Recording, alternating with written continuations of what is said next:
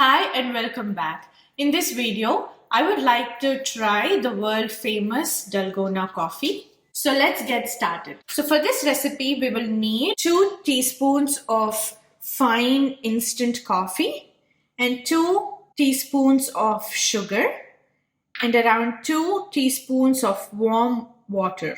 I'm going to be using a hand mixer, but you can also use a whisk. Add your instant coffee powder and your sugar and then your 2 teaspoons of warm water. And now I'm going to use my hand blender.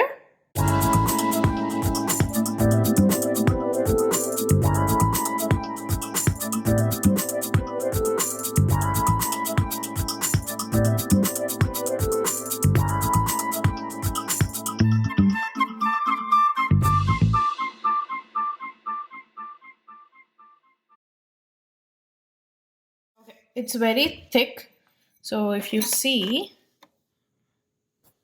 can you see that? It's like super thick, and yeah, it's forming peaks. So I think this is perfect. Take 2 glasses and